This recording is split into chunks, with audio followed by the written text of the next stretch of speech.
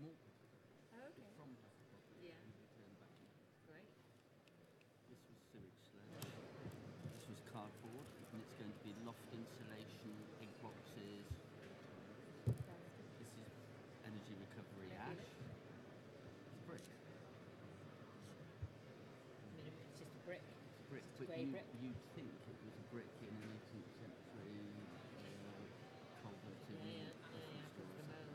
And this is just plastic zone waste. The waste is perfectly safe. This is sealed in. That's Yeah. glass. So you can do like a mix. And My what about road ambition- surfaces and things like that? This can be a road surface. And can you mix stuff in with that? And it is road Yeah. surface. Can it be 50% ash, 50% more, 20%, whatever? I mean, it all depends on the quality of it. Because obviously it has to, everything, this all has to be safe. You can't put anything back in the investors have to be safe. But also to avoid landfill, just to keep that everyone's out of it as well. Yeah, because really, you can I think people are sat ready for a quick getaway. everybody keeps Yeah. There's a line down here and a line in here. Hello. Yes, that works. Ooh, that's good. Okay. I don't suppose anyone's going to tell me what to do, so I'll just work it out for myself. Let's have a look. 42. We've got 3 minutes. And I think they were all, I bet people turn up just on time. Look, and I just put a pen down my leg. That's good. Just like Maybe I'll stay. Oh, here we are. Lovely. Oh, Thank you're you. a good man. Thank you very much. So have you been up here all day?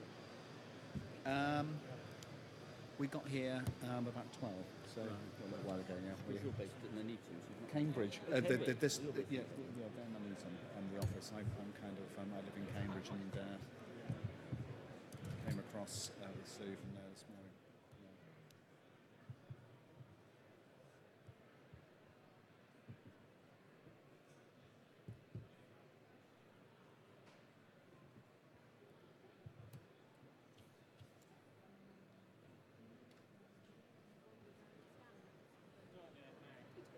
I will do later. So this is there's a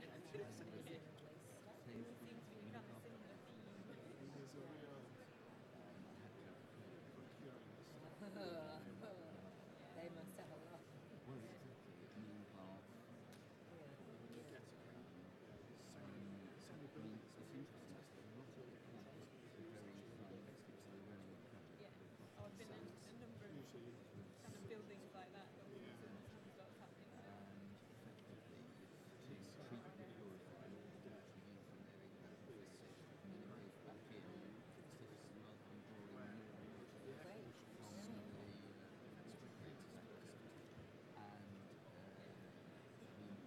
When did the first get awarded? 2004, Dave. 2004. Yeah, so 10 years ago. It's coming up for, isn't it? Yeah. Sorry. Yeah. Okay. So biggest green roof in Europe, and the water is pumped from Brighton, North Channel, and it's effectively treated, filtered, treated again.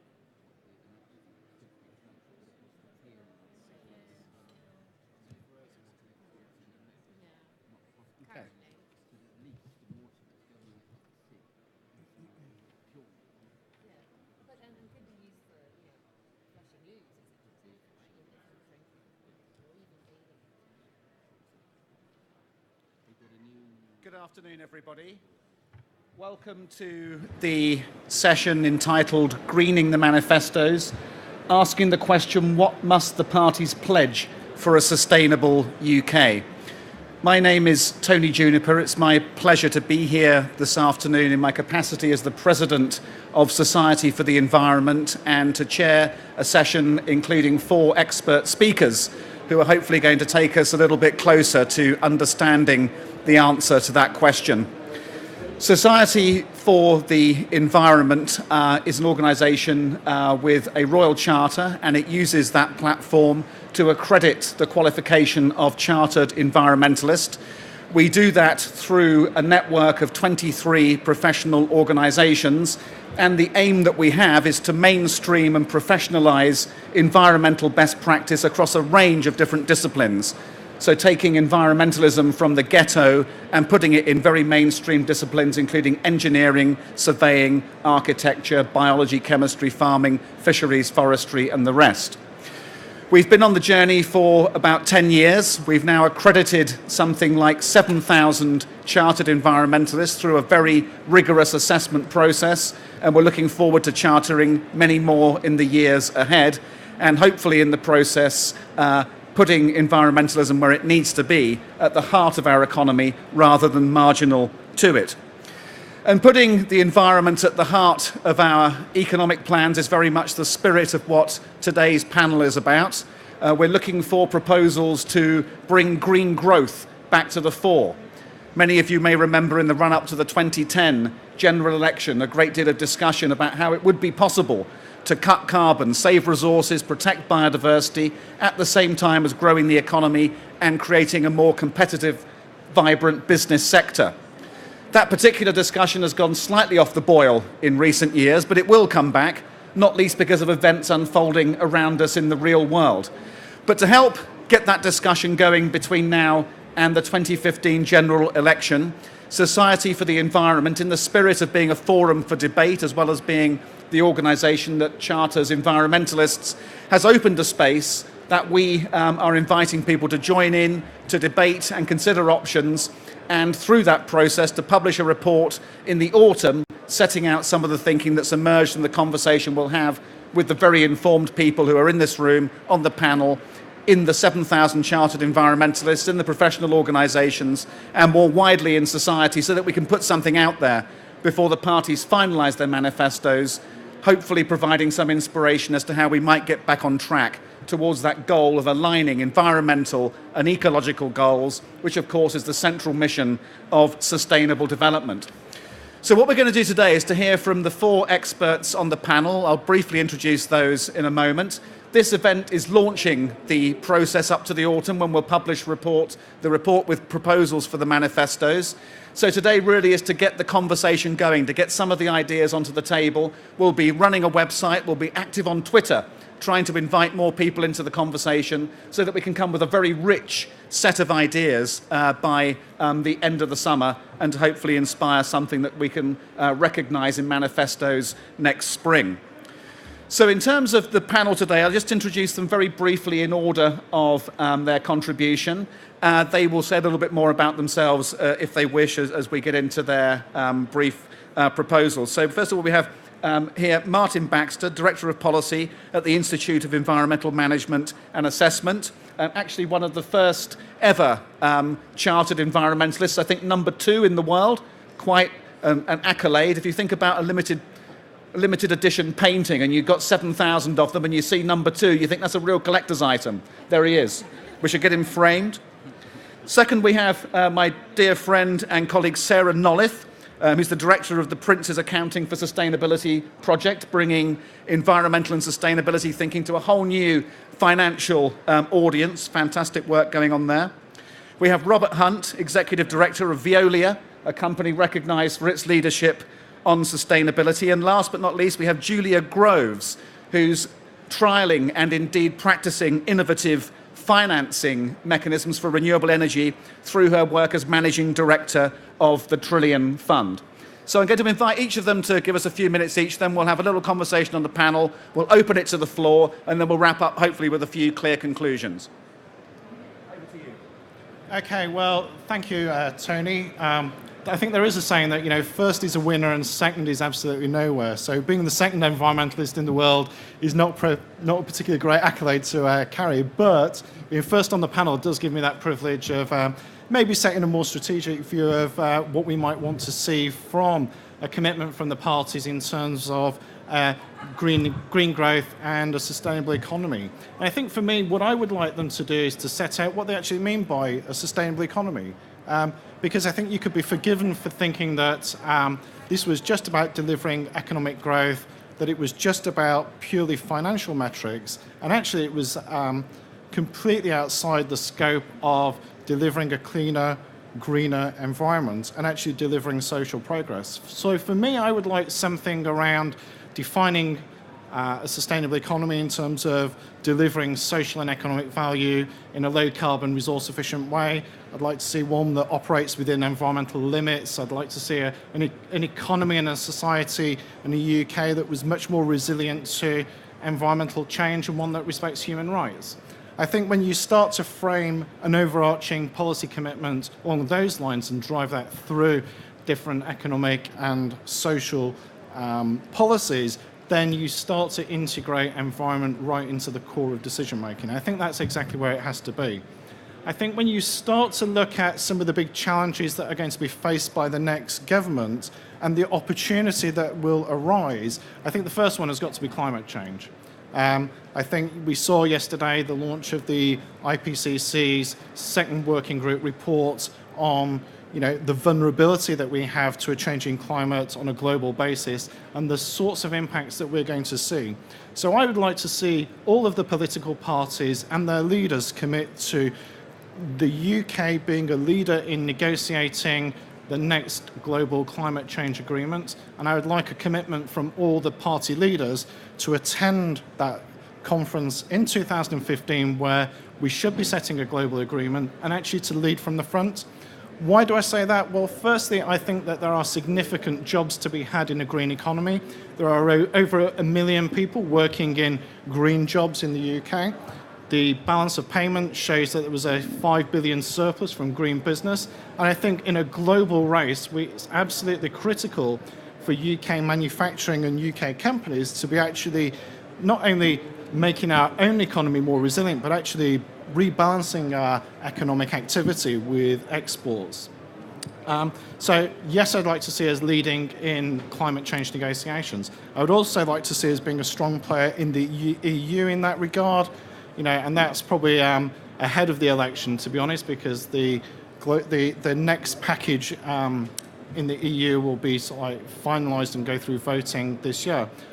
But they will also have the responsibility of delivering the fifth carbon budget. So for the period of 2028 to 2033, this next government will be setting that agenda. And I think it's crucial that they take the advice of the Independent Committee on Climate Change for the most cost-effective measures for achieving those policy outcomes and actually making decisions today and next year and throughout the next Parliament that will set us on that trajectory.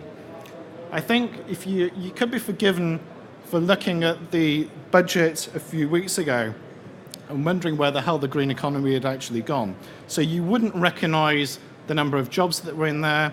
You would see that we are, as well as supporting renewable energy, but we're also subsidising fossil fuels. I think it was Lord Brown, former CEO of BP, who said it's the subsidies that we offer both for renewables and for fossil fuel generation is akin to having the central heating on full belt and the air conditioning on full belt and the windows open. I mean, that is the sort of policy landscape that we are currently subsidising. I think we have to take a fresh approach about where we actually put our capital and give long-term policy certainty within which investors can deliver the funding that's required to deliver a more coherent energy policy and also invest in the infrastructure that we're going to need to accommodate an increasing UK population. Between 2010 and 2033, there's something like a 17% increase in UK population that will drive demand for water resources, for transport and communication.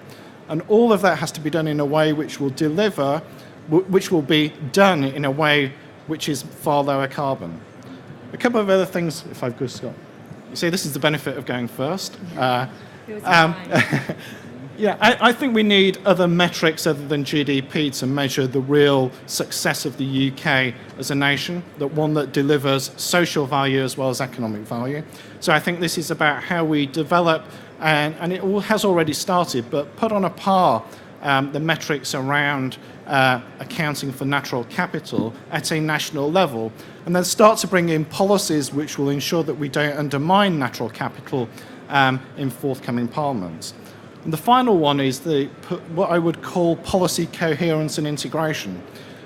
Last week, I think it was there was a vote in Parliament, well, should we cap welfare spending at £120 billion a year? DEFRA's budget is less than £4 billion a year. DEC's budget is less than $4 billion a year. So when people suggest that this might be too expensive on environment, I think when you look at overall government spending, and then you see, the paucity of money which is actually invested in protecting homes and businesses from flooding, the ability to build resilience in our economy, and one which is green, and the jobs that would come from that, then I think that starts to set an agenda for the next government, whichever colour it might be, but it has to have a green thread running right the way through its policy commitments. Thanks very much indeed, Martin. Sarah, would you like to pick up the conversation? Yeah, thanks, Tony. As Tony said, I am the director of something called Accounting for Sustainability, which is an initiative of the Prince of Wales that works with the accounting and finance community, both within business and governments, to help them understand the link between sustainability and improved financial outcomes. And given this is all around sustainable economic growth, I think we do need to look to the business community, who are going to be the underlying driver of that growth, and how we can create the right framework to promote the innovation that's really needed within that business community, to get the right financial and sustainability outcomes. I think there's a real increasing interest in sustainability from the business community, and really importantly, we're seeing that interest increase within the finance people within that community, so the finance directors, the chief financial officers, etc., because they can increasingly see the link between looking after scarce resources, the opportunities that also offers in terms of new markets, and actually their financial bottom line. And I think there's an awful lot that policy framework can do to encourage that kind of innovation. The benefits for business will obviously depend on what sector you're in, and it can be a mixture of risks and opportunities. On the opportunity side, we've seen high-profile companies like GE with their eco-imagination. There's interesting things going on with some of the life science companies like Royal DSM, who are doing things like working with their customers. One of the products that they produce is paint for large commercial shipping vehicles. They've used things like biomimicry to develop a new type of paint which helps the boats go through the water smoother and faster, therefore saving their customers an awful lot of fuel costs. That also then has a great knock-on effect in terms of the carbon emissions. Now, they wouldn't have looked at those new innovations if they weren't looking through that green lens to say, actually, how do we help our customers solve some of their environmental footprint problems. So, there's a real benefit to using this green lens to foster innovation and coming up with solutions that are both lower cost, potentially generate higher revenues, but also save the environment. In terms of the risk side, there's interesting work going on in terms of how do you lower both your financial and environmental risks.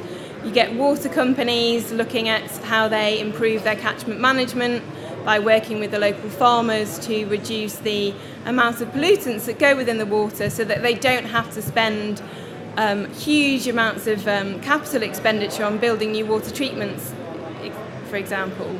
Actually, the cost benefit of these calculations, one of the water companies we work with worked out that it was a 65-to-1 benefit they were getting from working with the farmers, doing simple things like building pens for their sheep or containers for their fertiliser to stop some of these pollutants going into the environment, compared to the cost of building a huge water treatment plant. So there's some really easy things that people can do that they're not doing at the moment. One of the roles that the policy environment can play is to start fostering that innovation by making companies think about this. There's a really big buzzword at the moment around natural capital accounting.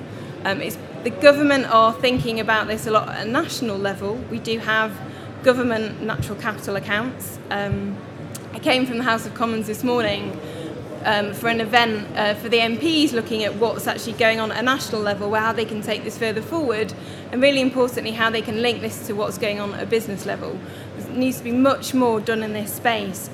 We need policy that encourages and even requires companies to do natural capital measurement and accounting so they really understand their impacts, and importantly look to start reporting this so that the investor community can start making decisions on the back of it. It's a really good indication of future business risk for the investor community. We also need to link this in with the national government natural capital accounts and actually get much more dialogue between the two, corporate and the government, around how we can all link this together. And I'd like to see things like the Ecosystems Market Task Force that try to do part of that, that try to look at actually where the opportunities are for business that can also help the government meet their targets. They came up, and Tony can talk about this, they came up with lots of really great recommendations that aren't really being taken forward. So I think my kind of overall message is anything that the policy environment can do to foster companies to look at their corporate national capital accounting and therefore promote innovation, which is I think the only thing we're going to, the only way that we're going to drive growth that is both financially and environmentally sustainable. Robert, I think you'd probably agree with quite a lot of that, wouldn't you? I would indeed. And I was very interested to hear that. The politician I most admire, which might sound a bit bizarre, is Sir Robert Peel, credited for bringing about a police force, but also parliamentary reform. And why do I admire him so much? Because he actually thought of Britain, and if it suited him to do a deal with the opposition, that's just what he would do to get legislation through Parliament. And I think there's probably three topics that are way and above party politics. The first, I think, is education. The second is how we're going to deal with social care, because that is the biggest problem facing all of us. And the third, I think, is the environment. And I spend quite a lot of my time down in Westminster because external affairs is part of my brief within Veolia. And everybody's talking about the circular economy, sustainable economy and jobs, but actually nobody's articulating necessarily what that means. And I think effectively a lot of our environmental legislation and regulation is framed about what you can't do. And quite rightly, you've got to protect the environment, you've got to stop polluters, etc. But what I hope is we start turning the debate to perhaps behaviours and encouraging behaviours up here in the head. So that's particularly in the education sector, getting young people into understanding why the environment's so important, because no environment, no jobs, no anywhere. That is the simple thesis at the end of the day.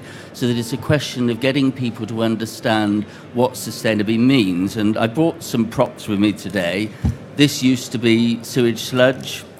This used to be cardboard and is going to be loft insulation or egg boxes. This used to be a plastic bottle and it's going to be a plastic bottle. So effectively, rather than using raw materials or raw oil or whatever, one's actually capturing materials which would otherwise be that wicked word waste and moving them back into an economy. And these do create jobs. It actually returns resource to the UK, and I think effectively, and Veolia is big in all three areas of heat, waste management and treatment, and water, is we're short of energy. There's no doubt about that. We've got to have a proper structured policy and plan for how we are going to resource Britain's energy needs. We're short of water too. We waste a lot of water. There aren't enough reservoirs, so that it is a question of planning how we use resources efficiently, thoughtfully and carefully. And I think also, and business gets traduced quite a lot of the time, you want to develop and despoil Britain's green and pleasant land. Not a bit of it. I do not want to develop on green land. I would much, much rather develop used land, as it were, or brown land, to use the pejorative phrase. Why? Because it's generally got better grid connection, better highway connections, and it's generally in a place where people live and work, where you need the infrastructure or the resources, so that effectively you need to sort of join the thinking, because there's no doubt about it, we need better infrastructure. I go to France a lot. Their infrastructure is far superior to ours. We're catching up. but we need, as a vibrant leading world economy, infrastructure to power that economy, but it has to be with this green thinking, so that development needs to be thought of. And we've got at the moment a golden opportunity with a garden city to be built in Kent, and I'm going to make my way down to the Cabinet Office or wherever else and say, please, please, please, design it sustainably.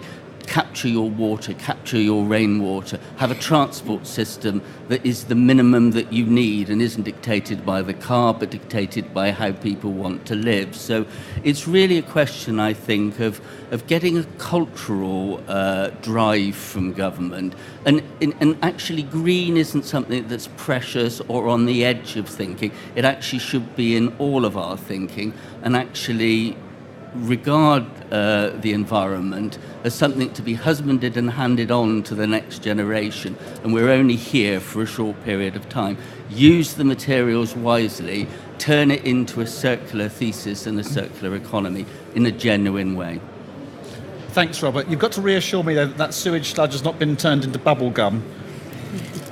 That's what it looks like.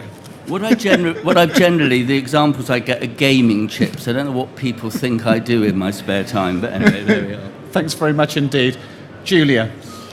So can I just commend SocEnv in the first place? I think the idea of crowdsourcing a practical solution to the problems is a very, very good one. We'll definitely need a fairly large crowd to achieve the kind of change we're looking at. And we also need to work to timescales, frankly, beyond the next political cycles. I think that's half the challenge, is that we're working in 4-year election timeframes, and that means the people have to do it. So I worked in wind and solar for about 9 years. I began by working on a rather beautiful vertical axis wind turbine, which had a wonderful aerodynamic output. Unfortunately, the grid losses were slightly disappointing. So I've tried to use beauty to overcome obstacles to adopting more sustainable technologies. And then I switched to solar really for therapy, because the solar actually worked, and to try to appeal to people purely through profit as motivation. I could show and share some of my unsuccessful Google campaigns, which ranged from legacy for your children to polar bears. And frankly, outside this stadium, nobody gives a monkeys. People are really thinking about what's in it for them. And to try and ask them to do more than that, particularly if you're a single mum with a couple of kids in tow, you're not going to have baked beans on a Friday night instead of chicken, so as you can pay more for your green electricity. So in my world, we have to make the money work at the same time. So the reason I got into the world of money was in that solar business. We were installing roof by roof, me thinking I'll get the panels on the roof, I'll ignore the 4x4 parked outside, we'll get the panels on, we'll give them a little meter, and they'll start to think about energy and carbon as a currency, and this is the beginning of a journey for them. We had a little tussle with the government around some feed-in tariff degradations, a little thing called the Cut Don't Kill campaign, for those who remember it, which thankfully we won. But really, I think the most important thing as a starting point for renewable technologies is we need a long-term, consistent subsidy regime, not one that chops and changes on a regular basis. I fired people that I could have then hired back 4 months later. And that needs to be a level playing field also with the fossil fuel guys. I mean, I read things about 10 times the amount of subsidy going into fossil fuel exploration, which is pretty risky and pretty expensive. We just want green energy to compete fair and square, and we need the energy market to be transparent and actually as broad as well as open as it can be. And for me, that probably means more interconnection with Europe to help with intermittency and the balance of payments there.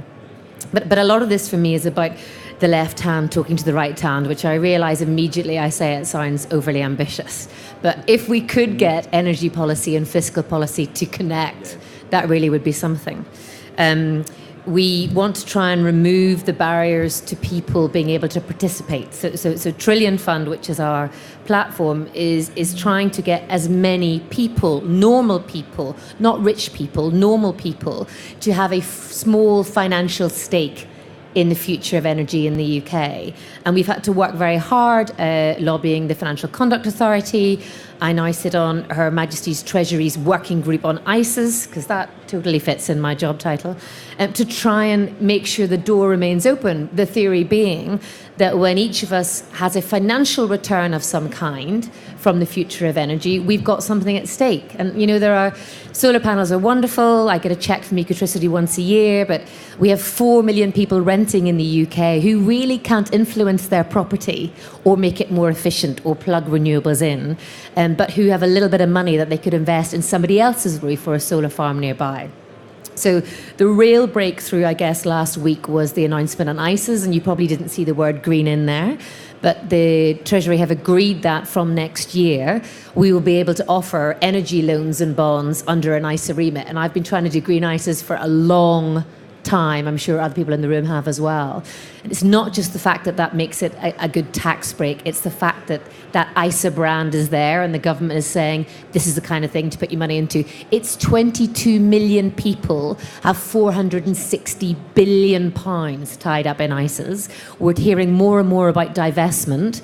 Even a small percentage of that number could be a significant boost. I mean, 1% of ISA money would be more than the Green Investment Bank's entire budget from that perspective. So I think that's really powerful. Because for me, the message overall is the politicians are going to do what they have to do to win the election and get the vote. Ultimately, the power is down to us.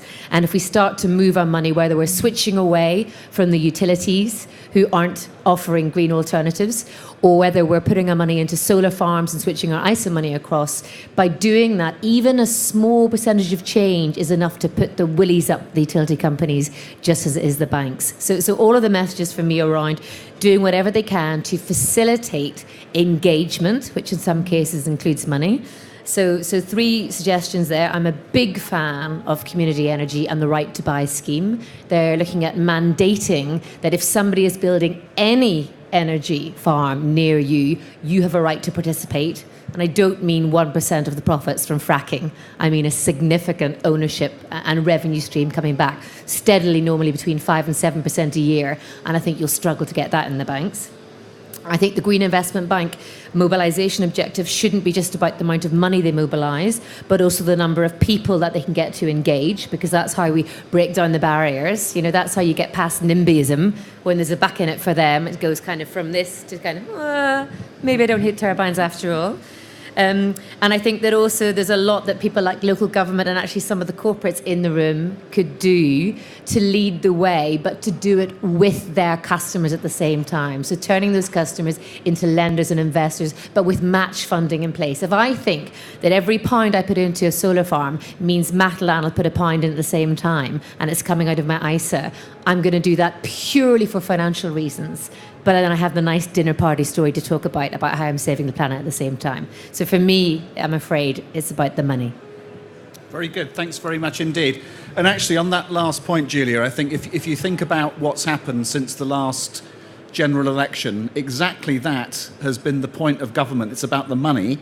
But what we've seen, instead of the kind of progress that you're describing, is the opposite, in the sense of we can't afford to do environmental protection, we can't afford renewable energy, we can't afford to have higher standards, because this is anti-growth, it is anti-competitive and against the interests of economic recovery. That's been the narrative, and yet what all of you have said on the panel today is really a very different narrative. It is one of opportunity, it's one of being able to garner business advantage by better managing risk. It's about being competitive on the international stage through being able to export and build industries that have got a global facing component through taking action on climate change, for example. And as you were saying, Robert, is about ways in which you can do business differently in a circular economy. So that's very interesting straight away, isn't it? Is that we've got the panel coming from different perspectives, converging around the idea that actually there is a different narrative here. I wonder if any of you have got any good ideas as to how we can unlock that different perspective on all of this before the election. Because if we go into manifesto writing, which is in that old frame of we can't afford it, it's against growth, it's a choice between environment or economy, it's jobs and growth versus nature. If we don't break that, how are we going to get through? Robert, actually, I have to say, I'm kind of thinking that the business voice here might be quite important. What do you think? If effectively, and I talked to a number of our large corporate customers, I was at an event last night, is big companies, the Procter & Gamble's, the GSK's, actually are very conscious of the environmental effects of what they are doing. And indeed, they want to be circular. We've got a project running with one of our big industrial customers that makes a product that I guarantee is in your kitchen, to actually circulate the water that they use in that manufacturing process, treat it, filter it, and send it straight back into that manufacturing process so that you're not drawing it back off the resource water supply. Why is that interesting? Because it's cheaper for them at the end of the day rather than to be paying for those resources. So I think the sort of thesis here has got to be green isn't expensive. Green can be smart if you look at it in the right way. And again, I made the comment earlier, we're not sort of people occupying tunnels or hugging a tree or whatever, however laudable those aims might be. This is core thinking, and it ought to be up here in the head that actually good business can be green business, so that big corporates, the supermarkets as well, they do want to have a sustainable platform. Why? They want to actually encourage their customers to come in, and they want to be seen to be treating their supply chain properly and actually having a green business. I talked to somebody who sits on CBI with me not long ago, and it was just after a horse meat scandal. And I mean, it's always a terror to have something like that coming out of their supply chain. This director said, I know where every lettuce leaf comes from, and I know it's been organically farmed, etc. And if it had been us, we'd have been over every newspaper on that score. So that I think it's a question, one's got to get away with the idea that big business is hostile. It's not. It wants to do the right thing. And I think where government can help is it can actually lay out a regulatory framework that makes it easier to do so. And that can be by fiscal breaks, it can be by encouraging equity investment in a smart format, etc. There are ways to do this. But I think to get over the idea that, you know, the Ellis Lowry picture and factories putting lots of chimneys or despoiling the natural landscape, that's not what business wants to be seen as or to be doing, bluntly. Thanks, Robert. Sarah, you talk to an awful lot of companies. Does that ring true in the sense that there is this demand now for government to set some frameworks that can enable companies to accelerate on this? Definitely, and I think the problem is it's not. It's the leading companies have recognised the opportunities that this offers, but that isn't yet mainstream. And whilst a lot of actually the innovation that's going on that has both financial and environmental benefits, you think should be happening anyway, actually without that kind of green innovation push, often lots of these solutions don't come to the fore. So I think the government needs to start introducing legislation to really push that innovation forward. And I think the voice of the business community needs to get stronger. Those that have recognised that sustainability and improved financial results can go hand in hand need to get stronger. Often in terms of regulation, there's a much stronger voice, no matter what the regulation is, arguing against it than there are for. I mean, there are a couple of great examples in the environmental space where the opposite is true. So take landfill tax, for example. That was a small group of companies that were really progressive on this, that managed to successfully lobby the government for a tax in this area. The government introduced a tax that was simple, it was offered certainty, back to Julia's point, it was started at a certain level, it was going to go up a certain amount every year, and businesses were able to react to that, and the figures around the reductions in waste to landfill are absolutely fantastic. And for that reason, that policy is still in place. Similarly with CFCs, that was a lobbying, in part the reason that legislation was passed, which was obviously at a global level, was because there were some companies who'd come up with a solution who were effectively lobbying for it, as well as just looking at the scientific evidence. So I think what we really need is a stronger voice from the business community to enable the government and empower them to actually introduce regulation along these lines. So all of you talk to the trade associations that you're members of, be it the the CBI, the Institute of Directors, whatever industry bodies that you and your executives are part of, to get this conversation going, so that when the government come out to speak to businesses, industry groups, etc., that they get that really strong message back that actually it isn't a choice between doing the right thing by the environment and doing well financially, and actually, if we look at this right, we can get that sweet spot in the middle.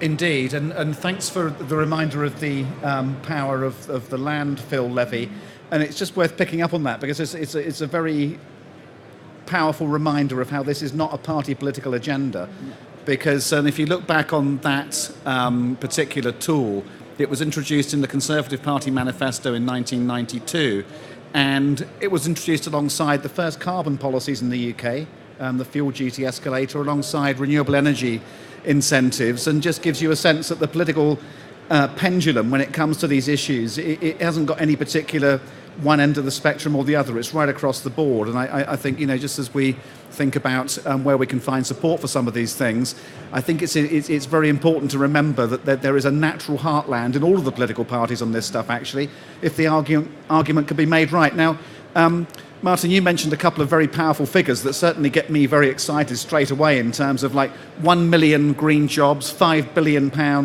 of revenues in balance of payments favour on the green technology side. Why is it that we don't get more traction, do you think, from the parties on those kinds of numbers? Why aren't they talking about that as we are? I think part of it is that they don't actually know how to stimulate business to do, if you like, the things that they intend. Research by DEFRA shows, an even bigger number, which is a £23 billion a year saving from low-cost, no-cost resource efficiency measures. The question would be, why isn't business taking it on? Partly it's about competing priorities, but I think it's also partly about skills and capability. I don't think that the education system in the UK has been delivering the sorts of capabilities that business need to come into business and into the world of work to actually deliver innovative solutions. But I also don't think that government has been very effective in driving innovation through its own procurement. And I think there's a real opportunity for government to mandate forms of I almost saw Robert blink when I say mandate, but when we're talking about business. But I think government buys an awful lot of stuff. It commissions an awful lot of stuff. And yet, what we have at the moment in terms of the recovery is very, very little R&D investment from business. They're sitting on pots of money, and yet we're not making the breakthroughs that we could. And I think there's a lot more that could be done in government procurement policies to actually drive innovation and spend on R&D, and actually support companies being, both taking a bit more risk, but also holding their hand a little bit further than maybe the technology strategy board does, so that we actually turn these companies into businesses that are going to be really, really successful. I think we're too soft in terms of standing back and saying, well, we'll give that resource for a certain period, but then you've got to go and find the money elsewhere, but you haven't got quite proof of concept, and all of a sudden, someone somewhere else in the world has had some public support to actually turn that into a winning company. I think we could do an awful lot on that. Indeed. Thanks, Martin. Robert wants to come back on that one. Yeah, on R&D, I couldn't agree more. I think an enterprise and innovation economy is actually very, very successful. I mean, particularly with the advances we've made in IT.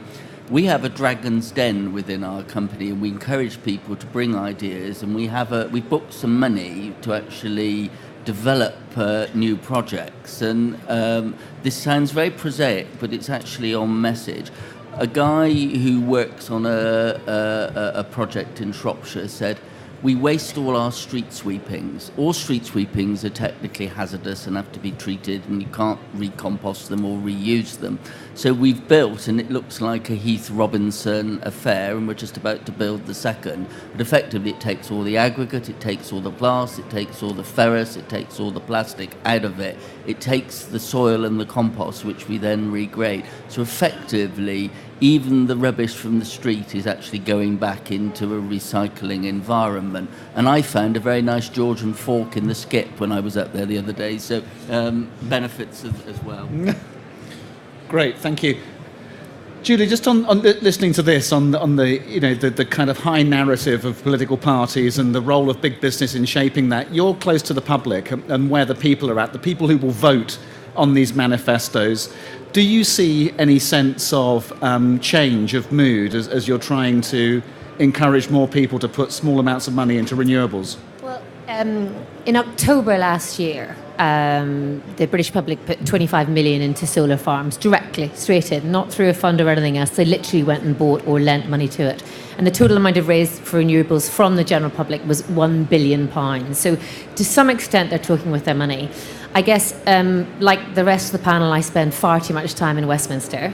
And I'm afraid I've got a slightly more cynical view, particularly potentially of some of the ministers directly involved in, energy or maybe climate change. And my perception of it is they really just want to win the votes, because that's how they stay in power. So the purpose of the manifesto for me is to get in there with what we want. So I think if we could just constantly think about people power in the mix, I think corporates have a huge role to play. We did a big piece of research with Penshaw and Berland, who are Obama's pollsters, about whether people would put their money into energy. And they love energy, but the thing that scored higher than energy on the research was it's not a bank. So the dissatisfaction with the financial system is also huge. Right. And in the absence of a bank, a corporate or a brand has a huge role to play just in terms of that reassurance or endorsement of doing things alongside. So I guess I say the same thing for government as I would for the big corporates. We need that leadership, but actually there's a huge amount that we can do. And so if I was sitting in here in a big corporate and I was actually seriously making some of these investments and changes and doing zero waste, CSR is the dullest thing on earth. There's no point in trying to put it on the cover of your financial report. Why don't you say, we're investing 50 million in greening our supply chain, and for every £1 that you put in, we'll match it. I mean, try and see your customer base as partners in the solution, as opposed to us and them, and the same thing for government from that point of view. I mean, I can't be living it to the politicians. It's not going to happen. No, thank you. I tell you what, let's just thank the panel for all of their contributions so far. I think this is a good moment to go to the rest of the room and to hear a few ideas from all of you. And perhaps the thing to pick up on is the point Julia just left us with there. If this isn't attractive to the voters, it's not going to get in the manifestos. So are there any contributions from the room in terms of things you might have not heard here, or things that you might want to adapt to get more votes behind them, to make it more visibly in the interests of politicians to go with this?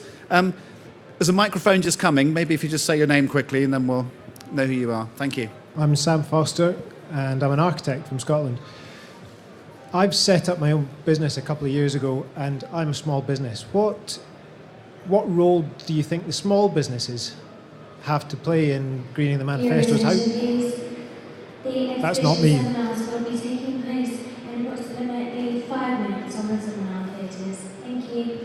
Do you think the parties should be approaching the smaller businesses, thinking what impact they can have, as well as big business? Okay, thank you. I'll tell you what, just hang on to these for a second. Just take a note of the things you're hearing, because we will run out of time fairly soon, unfortunately. But we'll get a few more contributions from the floor, and any suggestions welcome. Questions to the panel, comments, all of that is welcome. We've got 1, 2, 3, 4. Let's have those 4, and then we'll just come for a quick roundup, and then unfortunately we'll need to close. Go ahead, please. Dennis Doman, chartered environmentalist. Julia, I think the point that you the point that you make about, I think you're talking about winning hearts and minds. So can we depoliticise the environmental agenda? And shouldn't we do it? And shouldn't we take it out of the political arena and get some really charismatic people driving it? People like the late Steve Jobs, people like Bill Gates, who are charismatic and can lead and are looking about value, not just money, and tapping into what people value rather than just pure economics. I'd leave you with that thought, because just a straight example, if you travel to London regularly, you'll be thrust with an Evening Standard or a Metro. There's no value because everybody leaves it. But if you buy a paper, you'll take it home with you. You might read it all week because it's got value. I'll leave you with that thought. Thank you very much. So, gentleman over in the corner, over the far corner, over that side. Can you put your hand up again so microphone can find you? Thank you. Thank you very much. It's Barry Clark. I'd like to support the last speaker and just to say, is it ever credible anymore to talk about the environment not in terms of business and economics? We're talking about a manifesto here. Really, the panel has talked about business mainly. I understand why, but perhaps in terms of inspiring people, there is another way. Thank you very much. And we had a couple over here. Let's just have those two. Hi, Tony Miller. I provide support for schools around creating a better understanding of sustainability. It's nice to hear education spoken about on the panel, and it tends to be a fairly rare item. But it's a massive opportunity that is lost by not tapping into the education system, and that's right from the very start of the education system. Not only to create that understanding of sustainability, but also to tap into the future people who will need to be employed within an industry that is growing at a phenomenal rate. Thank you. Thank you. And there was just one more there. I think that's all we've got time for. Then we'll just come back to the panel very briefly. Go ahead, please. Mark Griffiths. I work for Ideal Word. We're sustainable copywriters. Why waste time trying to influence mainstream political parties who cannot and will not shift on sustainability? There is already a political party who would agree with most of what anybody has said in this room, apart from maybe Julia. It's called the Green Party. If you want to change hearts and minds, put money behind the party that actually wants to change because it's in their DNA. They'd say, it's not about the money, it's more about the honey. That's what they care about. And I'm a Green, and I would support it and say that, wouldn't I? Thank you very much indeed. So plenty of food for thought from all of those. I'm just going to invite the panellists just to give us a couple of final thoughts. We'll start the other end. So Julia, would you like to give us a few closing remarks? So clearly I vote Green, but I'm not going to spend the next 10 years preaching to the converted. Education is really, really key, and I think that's why solar schools has been so huge, because it's just so real when it's on your roof and you've got something to talk about, so I'd really encourage that. I think the role of leadership is fundamental. Our main patron and supporter is Vivienne Westwood, and her mantra, which I held on a placard on a fracking march on Tuesday, is what's good for the climate is good for the economy. And she's probably bloody right. Must get you two together. She's quite entertaining for lunch. And in terms of small business, I think there's a real opportunity there, because that is what the government are into. Access to finance, funds running into the real economy, growth in that sector. Everyone sees SMEs as where the growth and recovery is going to come from. And that is really the reason why we've got through the ISA barrier, why we've got good regulations for crowd lending, is because they see that the banks are not lending to that sector and the growth isn't coming through. So I think that is one aspect of the political agenda we can tap into as well. Excellent. I was very pleased to hear the mention of SMEs. I think they are a very big employer in the UK economy, and I think they need to be listened to, responded to and considered. And I think that means providing the environment where it's easy for them to be a sustainable business as it is for a larger corporate that can devote perhaps more resources. Secondly, I'd say I made no apology for being a businessman. I think business has a key part to play. My company touches a third of the UK population one way or another. And I think if you can get companies like large corporates, the large chemical companies, behaving properly, that will distill through their workforce, it will distill out to their customer base. So I think it's important.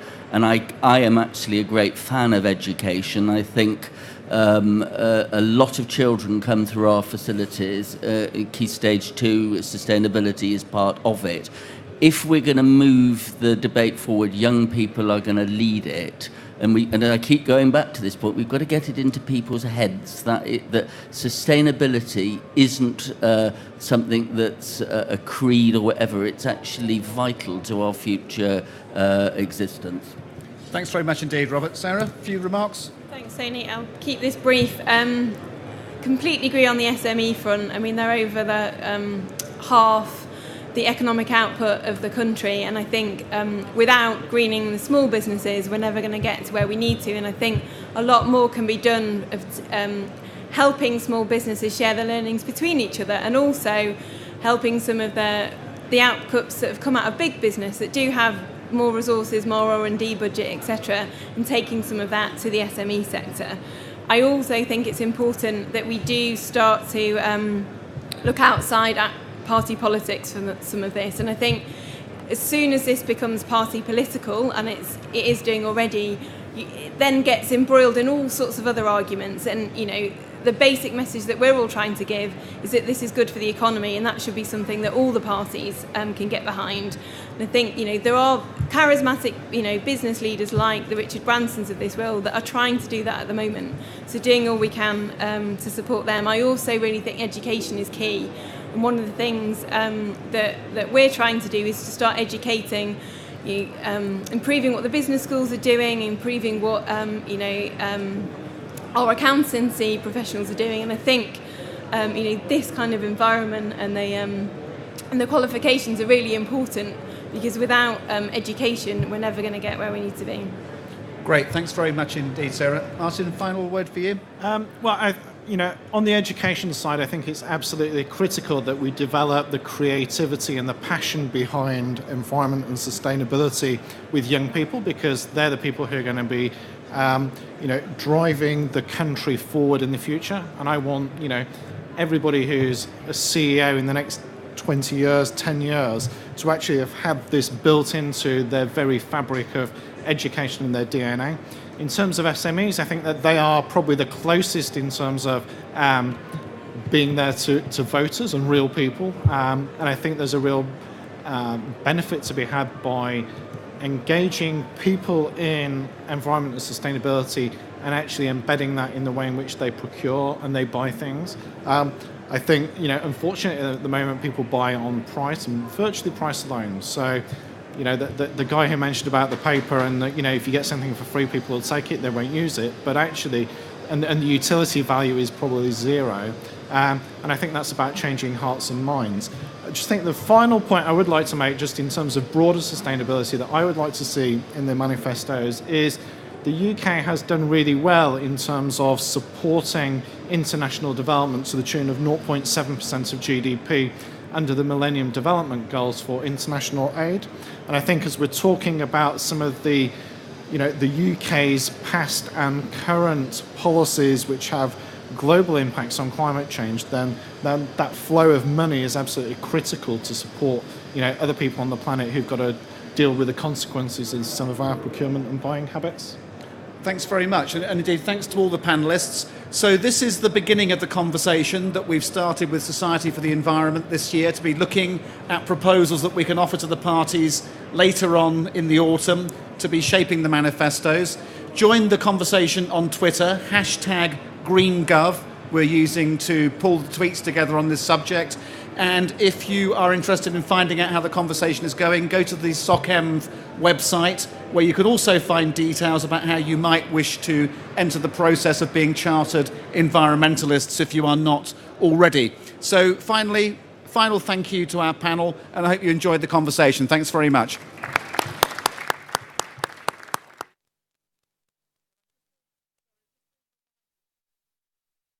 Drinks at M22. So if you go to M22, you can continue the discussion with a glass of wine. M22. Thank you.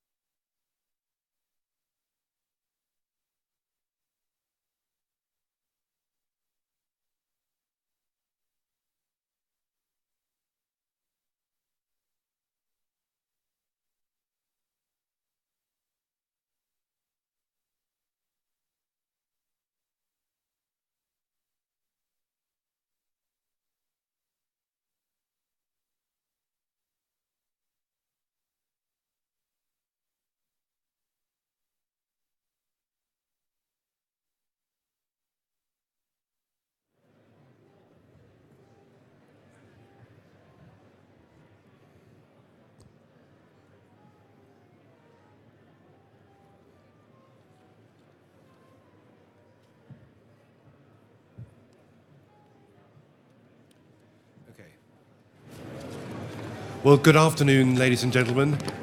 Welcome to the last session here at the keynote stage to discuss changing approaches to energy procurement.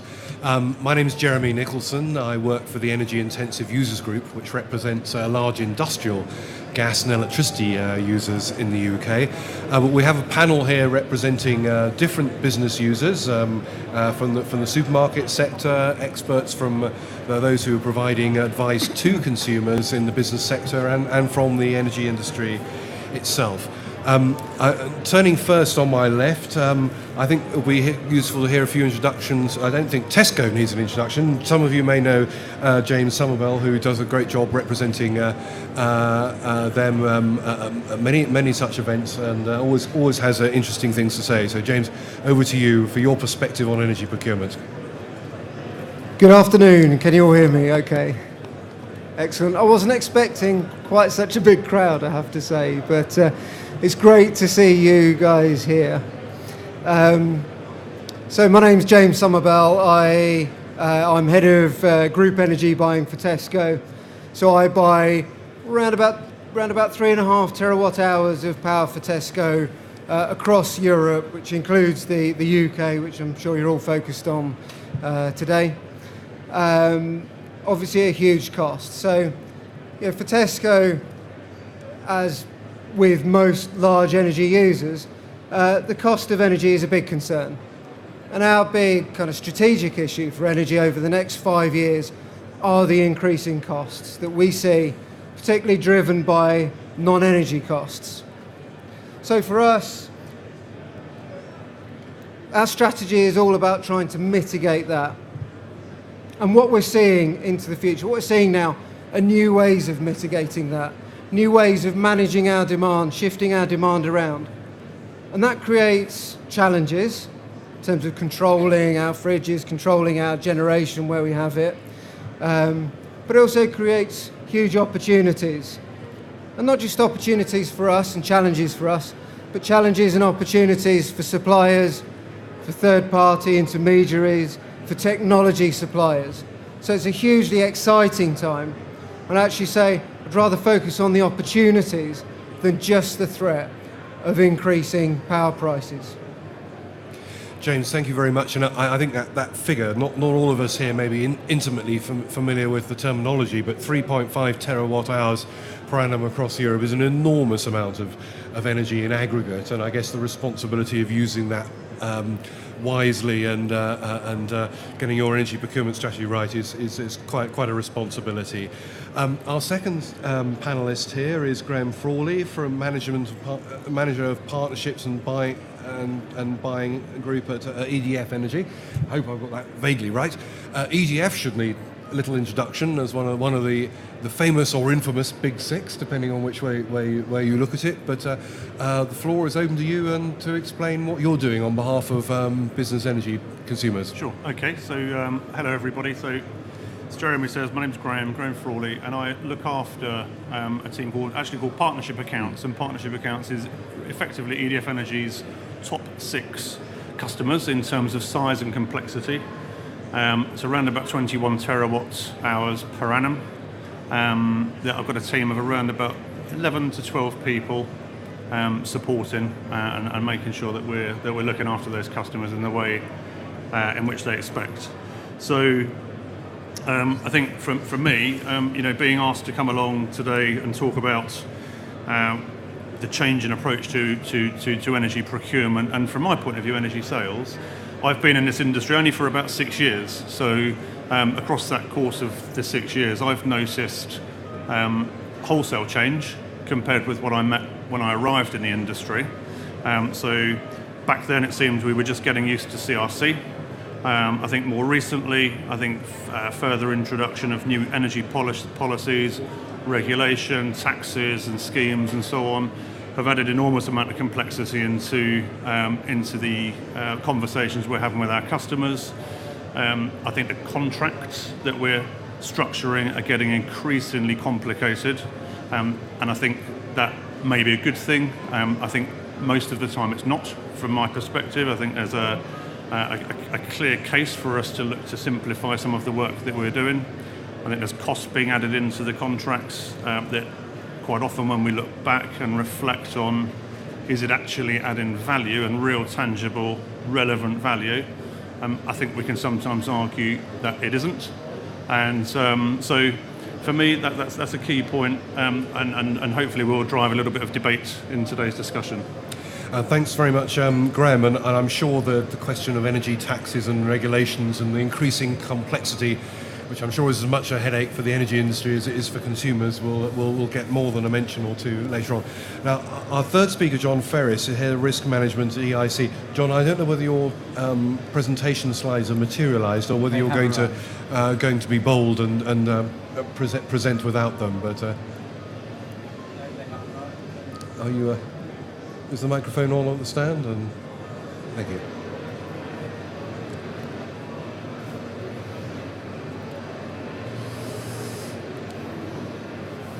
Yes, the slides have arrived, and hopefully I've got a few images that will actually help put some of the comments that have been made into a little bit of perspective. I'm John Ferris, Head of Risk Management at EIC, so it's probably no surprise that my take on changing approaches to energy procurement are changing approaches to how risk is managed in a time of changing risk. A few years ago, fixed price contracts meant that consumers would pay someone, a supplier, to bear that risk for them. The supplier would bear the risk that the wholesale market changed after committing to a fixed price, the consumption pattern would change and balancing costs to the supplier would change, or the invoices wouldn't be paid and the supplier bore the credit risk. All of those risks are becoming more expensive for the supplier to manage. And as the wholesale market increased in volatility, larger consumers who are used to hedging grains, metals or other commodities wanted the ability to control their wholesale risk. So flexible contracts came into the market, and just as a quick example as to what a flexible contract is and how you can benefit from it, in 2011 it was a quite interesting year in the market. It started with the Arab Spring pushing up oil prices, followed by the tsunami in Japan and the German government's decision to withdraw from the nuclear sector. The season prices jumped and stayed very high, so if you were taking a fixed price contract in the October round, you'd be paying something like £55 to £60 a megawatt hour. A flexible contract that would allow you to fix each month as it came, taking a similar strategy of leaving each contract to the last minute, would allow you to benefit from much lower prices as prices fell through the winter, and the same pattern held for the summer. So, with businesses able to manage their wholesale exposure, focus, as James pointed out, has moved on to non-commodity costs. And there's been a rapid increase in the last 10 years, whether it's driven by transmission and distribution methodologies changing, putting up costs to improve the networks, or increased support for renewables with the renewables obligation and the feed-in tariff. The likelihood of those prices staying stable has diminished. The ability of suppliers to manage their risks and take the risk of fixing the prices has diminished, so the premium needed to charge to fix those prices has increased. With the advent of the capacity market and contracts for difference, that's only going to continue. So the logical reaction for many businesses is to reduce consumption, and that's been happening across the UK for nearly 10 years. Here's a chart of peak demand. It's been dropping since 2006. Average demand has also fallen. In the capacity assessment, Ofgem recognised a drop in peak demand of 5 gigawatts. If I overlay an annual moving average, you can see a clear downward trend and a fall of 5 gigawatts. But in that environment, who's going to invest in new generation if demand is falling? But then we have plant coming to the end of its life. Nuclear plant is due to close over the next 10 years. Coal and oil are closing due to the Large Combustion Plant Directive. Recent months have seen gas plant being mothballed, plant not being built, and also announcements of offshore wind being shelved. The same for biomass. So who will invest without some sort of guarantee, subsidy or support? But then if we're talking about meeting peak demand, it's interesting the way the question is always framed by DEC, Ofgem or the government about meeting demand. Because to meet demand, there's one solution: increased generation. But if you frame the question a different way, how can we balance supply and demand? Then you can bring demand-side response into the equation. Now, we appear to have about 3 separate projects to look at demand-side response, whether it's National Grid's project or the capacity market or DEC's interim measure. I don't think we've really got a consistent message as to how we're going to introduce demand-side response so that the market incentivises it. And the change approach that we've seen to energy procurement is a big convergence with energy management, where consumers are looking, as James said, to introduce energy efficiency, demand response, increased on-site generation. But still, Ofgem remains focused on the supply side.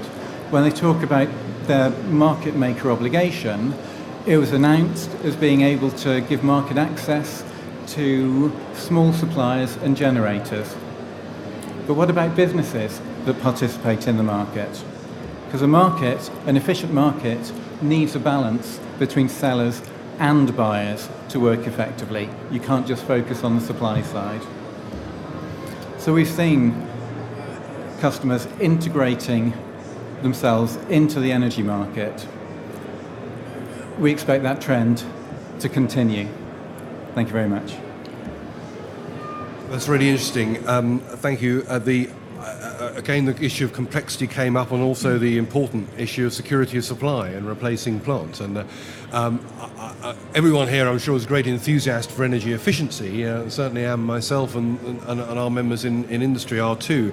But I'm always reminded of the words of the former Energy Minister Malcolm Wicks, who sadly died last year, who said, energy efficiency is great, but you have to have something to be efficient with. And I think the small matter about whether the supply is going to be there is we shouldn't exaggerate these risks, but it's a non-trivial issue. And just before opening the questions up to the floor, just off the top of my head, I can think of a number of policy measures that are impacting on bills everyone here in the business sector, by which I mean industry, commerce and public sector consumers. And it's sometimes forgotten that more electricity is sold to them than the domestic sector. But there's the climate change levy, the carbon reduction commitment, the EU emissions trading scheme, the UK-only carbon price floor pegged in the recent budget, the renewables obligation, the small-scale feed-in tariff, contract for difference coming in soon for large-scale renewables and potentially nuclear one day, and a capacity mechanism on top of that. And those are just the ones that come off the top of my head. And doubtless there are other things going on as well, which we'll hear more about. But I'm sure there are plenty of people here who have questions about procurement, either as consumers or advisors or interested parties, perhaps even generators as well. So who would like to start the bidding off for the floor? Or whilst you're thinking about that, I may have a question myself. Gentleman there. If you could say your name and say whether the question's general or to a particular member of the panel. Tom Burnett, and it's general. Capacity market. General comments about the likelihood of success of that market and what it's looking to incentivise. Perhaps I appreciate you're on the supply end of the business, but from EDF's point of view, you must be concerned about this too. So I didn't hear the question. I'm sorry, I can't hear. Briefly, this is about supply and how the capacity mechanism might work and associated issues. Whether it will work, that's the first question. Do you think it's set up for success? And what is it to incentivise? Is it going to be for peaking plants, or given that you work for EDF, is it? Can you still not hear? Okay, right. Can you hear now? Yes. Good. The capacity market, is it set up to incentivise combined cycle, big gas projects? Is it more to go on to just manage the peaks? Just your views on what it's for, and will it succeed in its purpose? And I think that was it. Are we going to see more capacity? Is it just going to be stuff that's mothballed at the moment that's going to come back, or are we going to see more demand response, or maybe a combination? Or is it going to work at all? Well, I'm hoping we're hoping a combination. So I think from our point of view, in terms of the capacity kind of review as far as EDF Energy is concerned, is we have in terms of we have investment going into extending the life of the coal-fired stations at the moment. Don't ask me to quote the details or the number, but we have huge investment now going into renewables, onto onshore renewables. We have an offshore renewable site off the coast now of Redcar, which is a huge, big investment from our perspective. And then clearly the NMB piece as well, the nuclear new build piece as well. I think the piece that I was quite interested in, you're writing your list down, Jeremy, around all the different levies and taxes and everything else. And we published an article called Business Energy Scope last year, in fact, where we identified 32, in fact, different policies and schemes and so on that, as a business user, we think that you're going to come into, our business users and customers will come into contact with at some point in the foreseeable future. So I've not really answered your question directly because I don't really know the answer, but hopefully, it's a valid question, and I'm sure, if you want to pick up afterwards, I'm more than happy to try and do so. I suspect the government doesn't know the answer yet, but James, what's your perspective on it? Is Tesco's going to come to the rescue by shutting down all its fridges when we run out of power, or are there more imaginative things going to happen than that? Well, we may start managing our demand, but probably not in response to the capacity market. Hard to tell the future, hard to predict whether it'll be successful or not. History has shown that generally capacity mechanisms are not particularly efficient ways, or financially efficient ways of creating more generation, more capacity, but they do generally work as mechanisms to create capacity. So I think what will be interesting from it will be whether the subtleties around this one, sort of trying to make it efficient, trying to, rather it being a kind of blanket payment for capacity,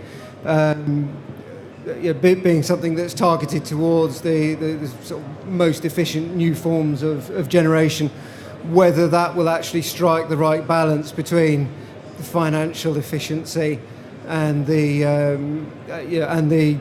underlying kind of security of supply issue.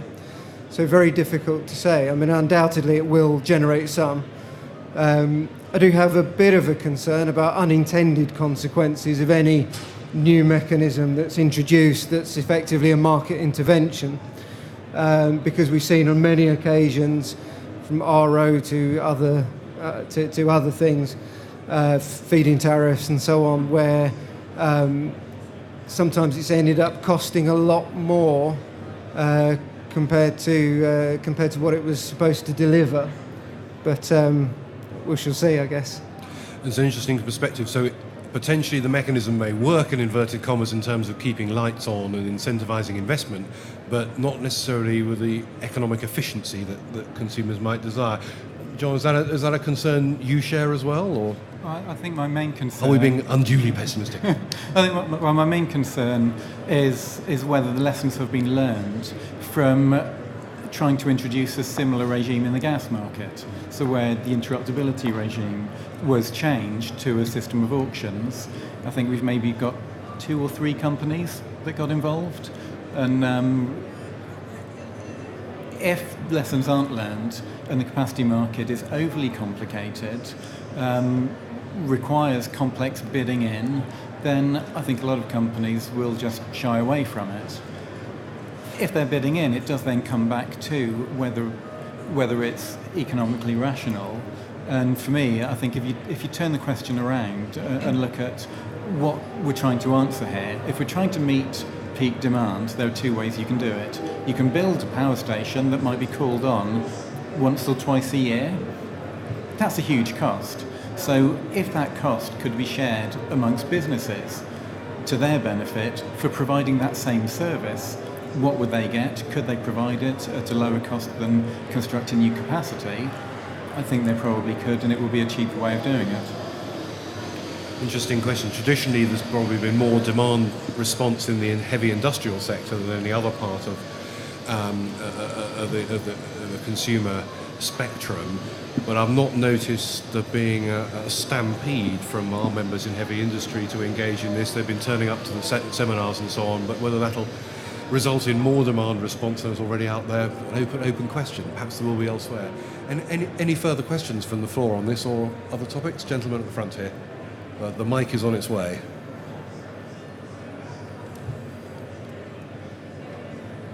All right, just back to procurement, really. James has already mentioned it in terms of capacity management, potentially. How does that fit with a user of your size in terms of a procurement strategy, and how much in terms of the likes of EDF, especially with 6 clients doing 23 terawatts, how does that fit in terms of procurement methodologies? And also a slightly second layered question. Do you really think now, with just a continuous and ongoing increase in energy costs, that procurement really is almost a tiny part of what's important, and it's actually technology, methodology, and innovation in technology, especially from Tesco's point of view? Okay, so, well, I'm not going to talk myself out of a job on that second one, but I will address both points. So it's a really good question. So for us, for Tesco, our usage, our consumption, our electricity consumption is mostly made up of refrigeration, heating, ventilation controls, and lighting. Now that stuff isn't on all the time.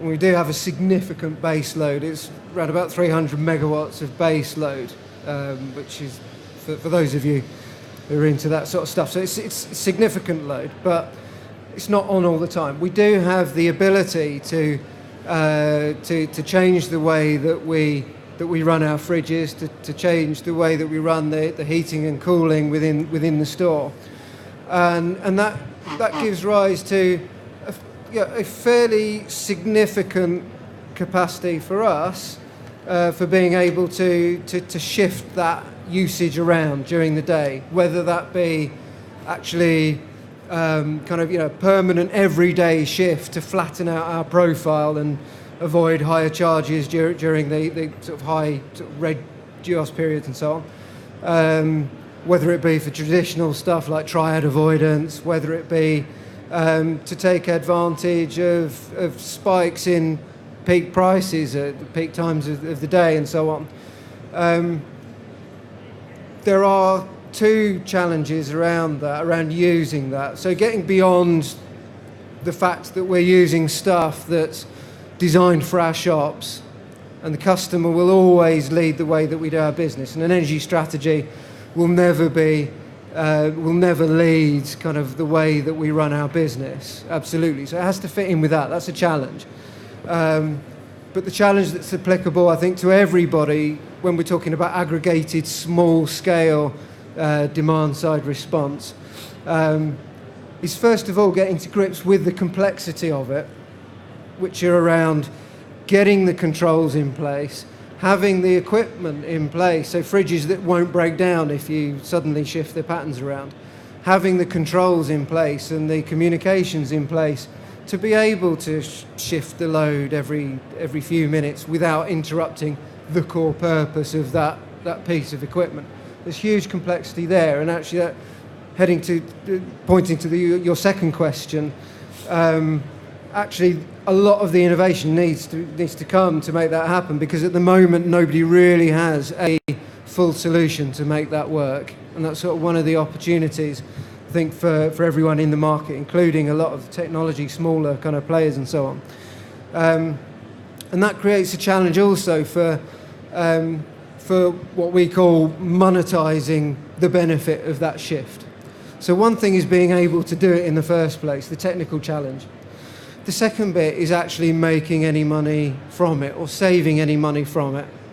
And that's where I think the link comes in with procurement, because clearly a number of the potential sources of income from shifting demand are actually, they're only created within the supply relationship and can only be realised through the supply relationship.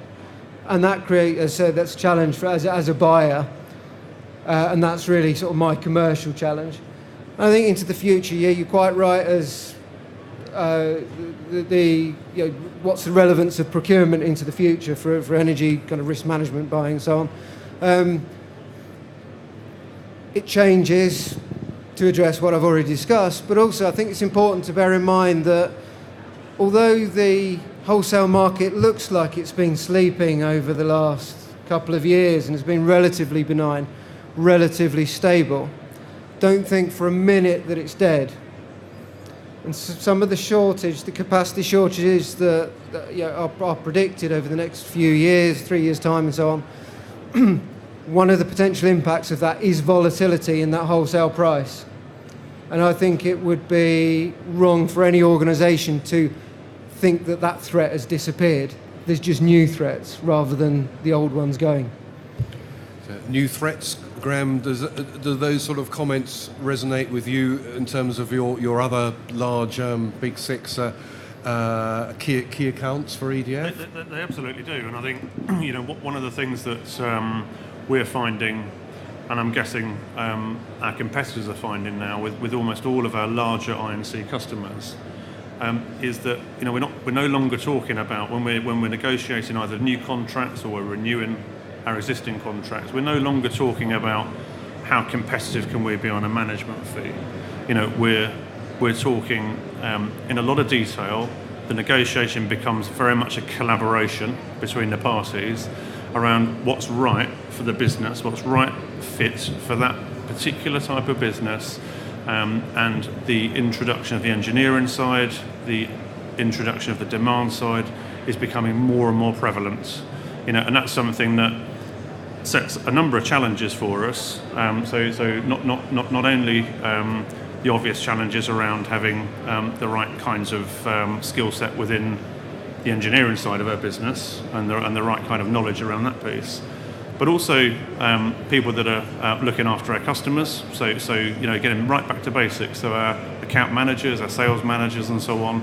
They've got to have those. They've got to have the breadth of understanding and the commercial understanding to be able to tackle some of these challenges head on, and to be able to continue to deliver value into those kind of relationships. And that's becoming increasingly apparent, particularly over the course of the last 2 or 3 years.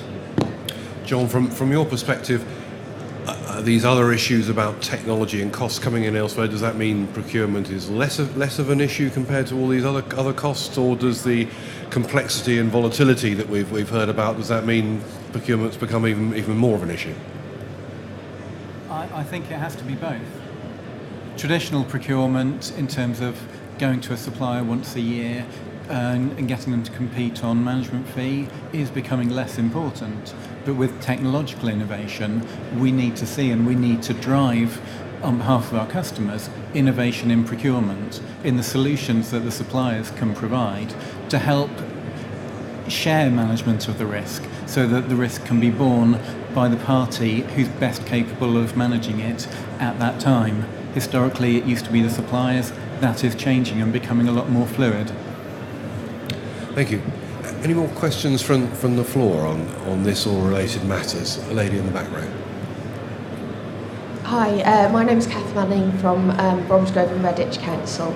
I recently went to an interesting talk about communities having smart energy networks, which I know is part of the government's community energy strategy, with both business and domestic properties within the communities generating their own energy and it getting managed so that the demand and the generation gets managed within that community. Obviously that would be a huge culture change for big businesses such as yourselves is that something that you're thinking about and thinking of engaging with, and how would you manage it if you are? Thank you. Interesting question. I know perhaps more so in other parts of continental Europe and in the UK, but there are industrial sites where there are a number of users that share common grid facilities and have on-site generation, and I guess this is something that might be rolled out on a community basis to other parts of the consumer base. From an EDF perspective, is this something that you see becoming part of the future, more community-based networks and smart energy interaction, whether from domestic or other business consumers? So we've had limited experience of it. We have found that certainly one of our other customers, another retail organisation, who have a new stores rollout programme, have been looking at this and have been looking at whether or not they can factor, some kind of clever on-site generation into and some sort of community, organisational, platform into their on-store rollout programme. It's been challenging because the very nature of the energy industry is that it's complex. To complicate it, which effectively what that is doing is complicating it even further. Presents a number of challenges, and potentially to the point where those challenges overcome the benefit of doing it. I'm quite, on a personal level, I'm quite interested in it. So I see it as something that, could be quite an interesting project to take forward.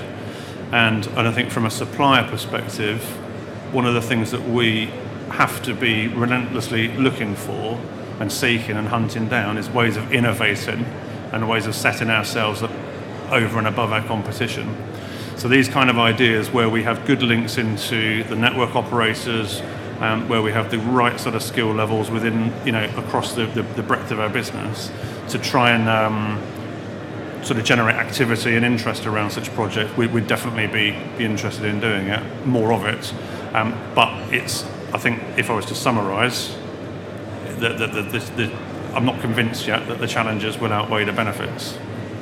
John, is this something that any of your clients have asked about? Are they eager either to do this kind of thing or to pioneer their own auto-generation or just to investigate? Or is the situation sufficiently complex for them as it is? I think a lot are struggling to cope with the complexities of all the change that we've had in the last few years, but one of the ways of dealing with that is to become a slightly different participant in the market. So, yes, Jeremy, a lot of our clients are looking at whether they can take on more generation, export. We manage a lot of export contracts on behalf of our clients. We're starting to look at whether customers can take on the balancing risk and really look at what they can do to manage their consumption as well as the generation in order to become a different participant in the market. But in order to be successful, I think it does need to be accepted within the regulatory framework, and I'm not sure we're quite there yet for the challenges to outweigh the benefits.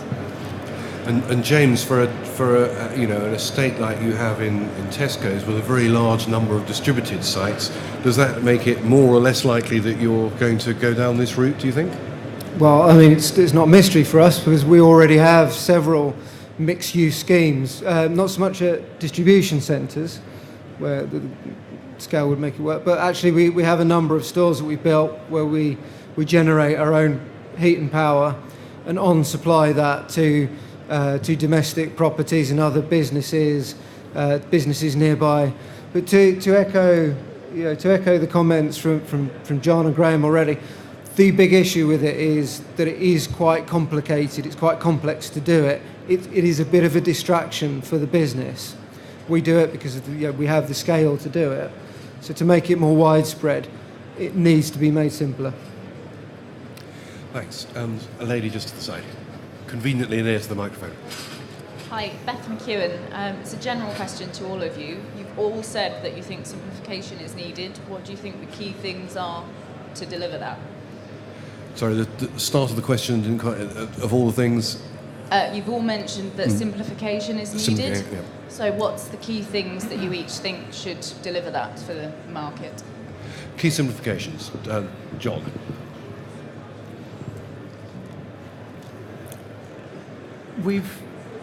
There's We've too long already- a list to be simplified. There is. We've heard the list of all the different schemes. There's huge overlap between a lot of the schemes. A lot of conflict between some of them. Are you subject to the EU ETS, the CRC? Who knows?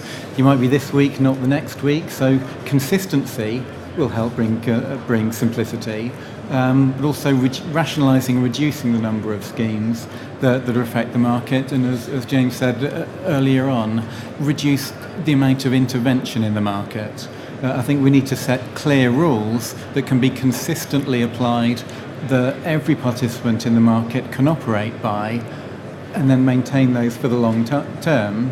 As when we keep playing about with the rules and changing them, no one really knows where they stand. It makes investment difficult, and it adds to the complication. James, where would your simplification list start? Okay, so I agree. I'm not going to repeat everything that John's just said because I agree with all of that. I'll take a slightly different tack. What I look for is actually a solution to come from the market, the wider market, for a lot of these issues.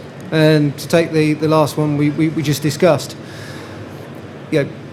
running mixed use kind of developments and so on is not core to Tesco business, but it could be core to someone's business. And actually a lot of what we do as Tesco is very, very complicated.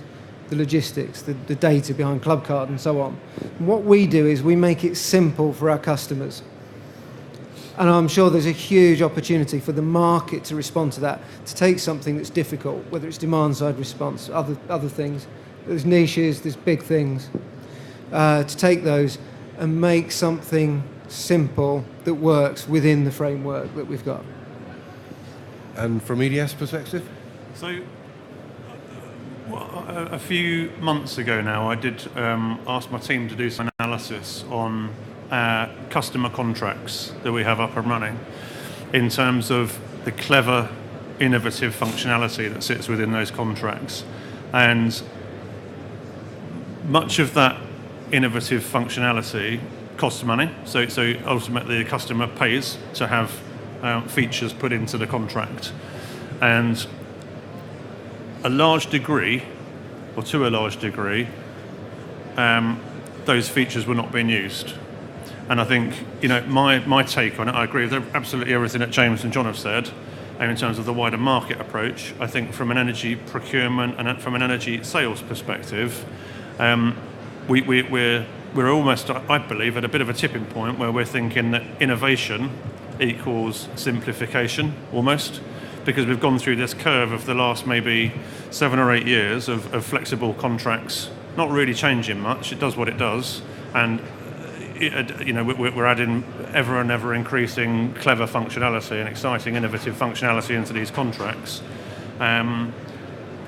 Taking a bit of a step back and thinking, does it make a difference? Does it actually add tangible value, benefit to our customers?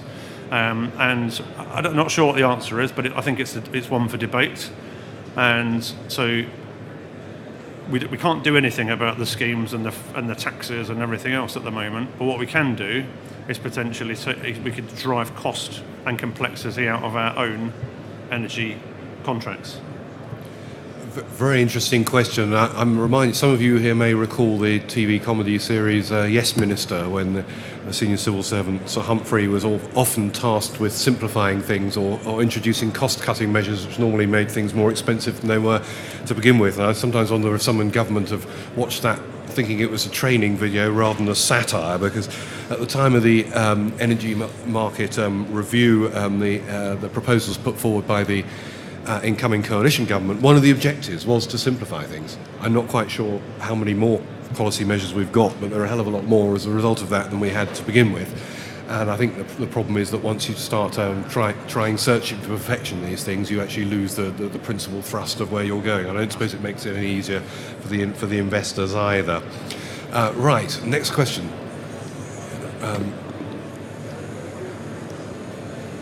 sorry to ask a second question. I've been looking at time of use tariffs, and it relates to smart grid and the idea of in the smart grid and time of use, consumers can start managing their demand better. You've talked about volatility. We've talked about complexity. The panels, or your view on the success of that when it happens.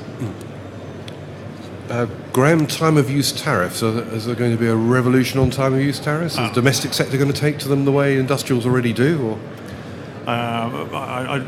Hopefully. I don't know. Again, I'm sorry. It seems to be that I'm never answering your questions directly, I'm afraid. But as much as I'd really like to give you an answer, I hope so is the answer. I think that it's further innovation, it's further transparency, it's further kind of an area where the customer has a bit more control.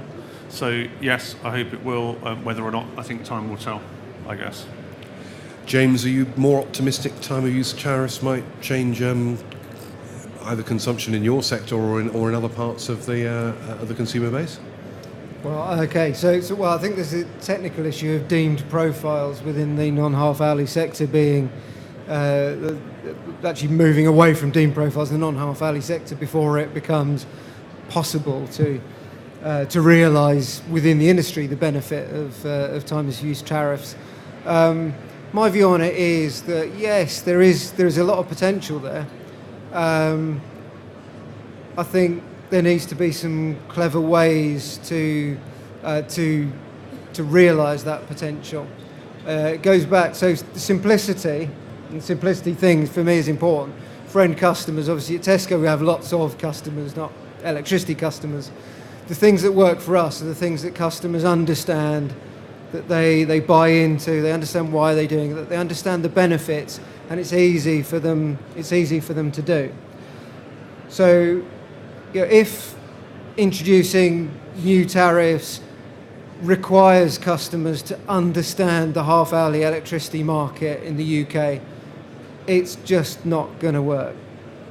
But if it's simple things, and customers already, a lot of people I talk to already still think sort of the case, well, okay, I'll sort of use the electricity at night rather than during the day, even if they're not on a Economy 7 tariff and so on. That sort of thing does appeal to customers, and as long as they can see the benefits, but it will take, I think, quite an innovative supplier to come up with a kind of a product that enables customers to access that customers buy into. But I do think the potential is absolutely there, and I'd absolutely love to see it happen. I'm drawn to the idea of time of use tariffs from an economic and environmental perspective, but I sometimes wonder whether the cost of making it happen in the domestic sector and for small businesses may outweigh the benefits. But am I being unduly pessimistic, John, or do you think the £8 billion or whatever it is we're going to spend on smart meters is going to be made up for by... Well, I think the $3.2 billion is the figure that we need to be looking at there, that Google paid for Nest. That's a thermostat that works in the home, could be controlled centrally. Imagine that, if Google controlled every thermostat in the country, could we turn power demand? What impact would that have on the grid? As James says, that's not everyone's core business, and I think domestically just getting the lights turned off when people leave the room is difficult enough. But with the costs of controls coming down, the ability to automate those controls, I think there are some very interesting products ahead. And Google, for one, appears to have made a very expensive bet in favour of tapping into that opportunity.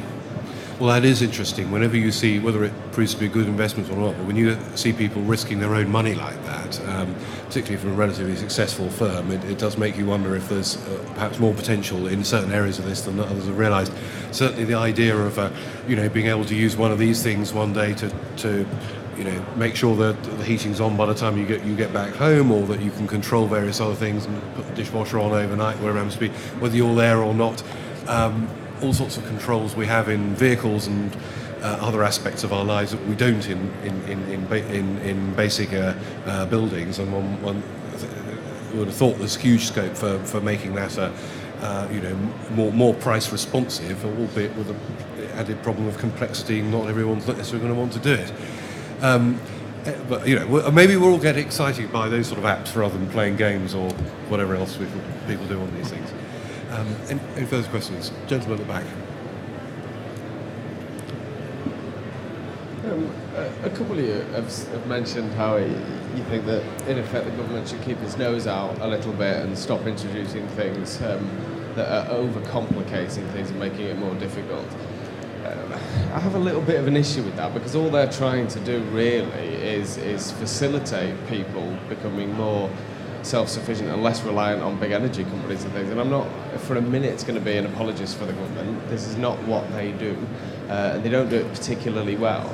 What my point of view would be that would it not be more appropriate for the energy suppliers to take that role, to put or to recommend those systems that will help us achieve energy security and get rid of this?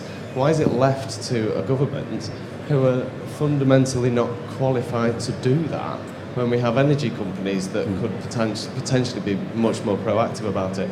So, and I mean that little things like you have a load of utility companies that generate a shed load of gas that can feed that into the grid, but to even get anywhere near there, they've got to take pretty much all of the risk, as far as I'm aware, and they've also got to pay thousands of pounds for National Grid to do the simple assessment that tells them how much gas they can feed in and where they would have to feed that into. Now, that to me stinks of a bank charging you 25 quid for going over your overdraft for 2 minutes. It's not a cost that's actually incurred by you to do that survey. It seems to be a manifestation of the fact that actually it's not beneficial for you, for everybody else to start being more energy efficient. So why are the experts in the industry not taking a more lead role instead of sitting there and criticising the government for not being able to do it? And this goes throughout everything that the government tries to do. Every time they bring in a tax break to try and help new businesses, big companies exploit it and ruin it, and then they get the flack. There is an answer to that, and that's for those people who know better, who have the skills, to be more proactive about it. Is that not true? Good point. So I'm assuming we have a panel of experts who know better, and including in the energy industry. Is this somewhere you'd like to get more involved with your customers? So I think we're talking about the domestic market, presumably. Could be both. Yeah. Okay. So I think one of the contracts that we operate, or that I operate in my team, is the government contract. So the Crown Commercial Services government contract. It's the largest contract that we have. And the reason for referencing it is because within there, we get challenged quite regularly, exactly the same way, in terms of should we not have our sort of clever guys looking at the analysis, trying to understand where the efficiencies can be made, doing kind of constant, because ultimately we are a data company, we have the data. And you're right in that it would be easier for us than it would for anybody else to sit there analysing the data and advising customers how they can make the best possible savings they can make. Unfortunately, the reality of it is that we have a limited resource, we have a finite resource as to what we can do, and which our ultimate aim is to add as much value as we can to that contract, to that framework, to the customer's relationship as we possibly can, and hiring an army of analysts. Literally, it would be an army of analysts to look through this work, make the recommendations. There'd be the legal ramifications related to it. There'd be reputational risk associated with it. Is deemed to be ultimately not feasible to do. But I can understand why you're going to sit there and say, I don't buy that. I fully understand it. However, that's the stark commercial reality, I guess, of the situation. That's the truth of it then, it's about the commercial reality, because if you think of United Utilities, for example, and the amount of input that they can have in terms of generating electricity and gas to help energy security, etc., they spend a huge amount of time and effort trying to come up with what is the right solution for that, when actually you guys probably know the answer, but you don't commercially want to expose yourself to any risk or you just don't want to do it. No, and I don't think we do know the answer. And I think my point is that we don't know the answer because we don't invest the time, resource, and energy and effort to understand it. It's not our primary business model, and we're a commercial organisation. But it's not United Utilities' primary treatment. They treat crap water, don't they? You deal with electricity, and you have the ability to turn to them and tell them what they can do in terms of even just minor things like when do you generate, when do you feed in, what is the best way to do this for yourselves and for the wider energy security issue, if you like. I think you could probably be a bit more helpful and proactive about it. And certainly we will be doing that. We will be doing that for our customers. Typically, it would be for our larger customers, because it's not a scalable opportunity for us to speak to thousands of customers and have those conversations, go into that detail, that level of analysis. For our larger customers, of course, we are doing that, and of course, we're dealing with it. But United Utilities will be, all water companies will be one of your biggest customers, and they get their money from taxpayers. So if you reduce their energy consumption, you reduce their monetary requirements, which comes from the government, and that indirectly would have a fairly decent financial benefit, instead of leaving every man and his dog who's not qualified to try and do it all individually on their own. Okay. Interesting question. So it's possible maybe the energy companies have more data than they necessarily know what to do with at the moment. Could this be an opportunity for intermediaries? It certainly could, and I'd maybe come back a little bit before picking up that point, Jeremy. I think there's potentially a fundamental conflict of interest with the energy suppliers doing that in a vertically integrated industry.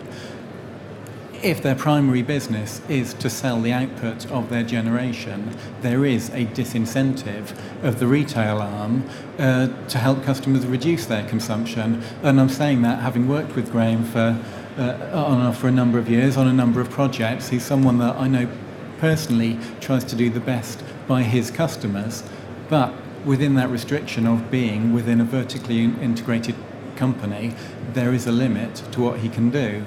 Now, in terms of what TPIs can do, EIC have a fantastic product called edie, which is a circuit level monitoring system that we can use to create better information than at meter level, that can help really drill down not just into what's happening at the meter, but look at different circuits to really identify where energy is being wasted rather than just being used at an expense. And if you can cut down on waste, there's less generation that's required in the whole system and less cost to the customer. And James, from Tesco's point of view, would you value input from outsiders, as it were, on this, or do you feel you have the expertise you need to manage these sort of things in-house? And if so, how representative are you of business users generally? Yeah, I mean, I think in the context of the original question, the fact that we have an engineering team that's dedicated to reducing energy, the fact that the government feels that it does need to intervene in what it's seeing as a failure of the market, and I think it's genuinely that, is probably a reflection of the fact that those in the market, those who may be best placed in the market, have not really done that much in terms of promoting efficiency, and I think that goes across the board with domestic customers. I think it's true of commercial customers as well, and I think John's point is absolutely valid.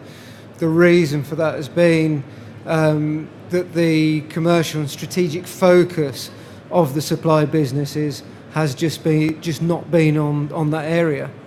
That's not to say that the individual, the supply businesses of the big six.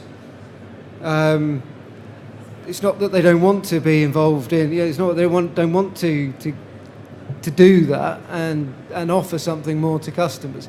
I just don't think that the focus of the overall business is there. I just don't think it's in the culture of the energy industry as it stands at the moment.